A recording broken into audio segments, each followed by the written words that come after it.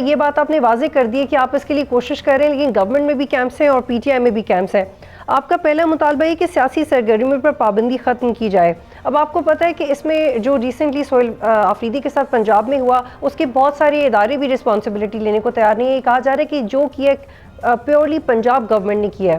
تو آپ گورنمنٹ کے ساتھ جب انگیج کریں گے تو اس پوائنٹ پہ آپ کیسے انہیں کنونس کریں گے؟ کیونکہ جو ریسنٹ ڈیولپمنٹس ہیں اس سے تو نہیں لگ رہا کہ وہ سیاسی سرگرمیوں کرنے میں کمفرٹیبل ہے، بلکہ وہ پہلے سے ہی ایک ججمنٹ پاس کرتے ہیں کہ کوئی آ رہا ہے تو وہ انتشار کے لیے آ رہا ہوگا۔ اس کو تھوڑا سا کیئرفلی شاید انہیں بھی اس پہ بات کرنے کی ضرورت ہے۔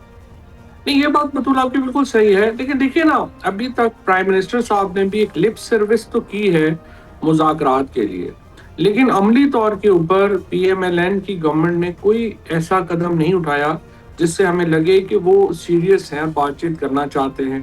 مثال کے طور کے اوپر انہوں نے یہ نہیں کیا کہ وہ بات چیت اگر کریں گے تو کس سے کریں گے۔ دیکھیے نا، میں نے جو رانا ثناء اللہ صاحب سے یا صادق صاحب سے جو میں نے عرض کیا ہے، وہ یہ ابھی ہم نے دیکھا 2-3 پریس کانفرنس ہوئی، طارق چودھری صاحب نے کہا، بیرسٹر عقیل صاحب نے کہا کہ دیکھیں، عطا تارڑ صاحب نے کہا کہ دیکھیں ہم بات چیت جو ہے یہ نیشنل ڈائیلاگ کی جو بات کر رہے ہیں اچھی بات ہے، لیکن یہ جائیں اور عمران خان سے مینڈیٹ لے کے آئیں۔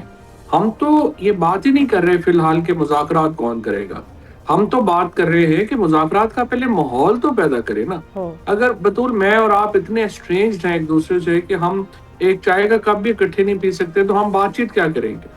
جب تک حکومت یہ اقدامات نہیں لیتی کہ ایک ٹمپریچر نیچے آئے، اور اس کے لیے ہم کیا کہہ رہے ہیں، ہم کہہ رہے ہیں آپ خواتین جو پرزنرز ہیں ان کو ریلیز کر دیں، کوٹ لکھپت کے لوگوں کو ریلیف دے دیں، اس سے ایک مذاکرات کا ماحول بنے گا، اور جب ایک دفعہ ماحول بنے گا تو پھر آپ مذاکرات کی بات کریں نا۔ سبسکرائب کریں اور بیل دبائیں تاکہ کوئی خبر رہ نہ جائے۔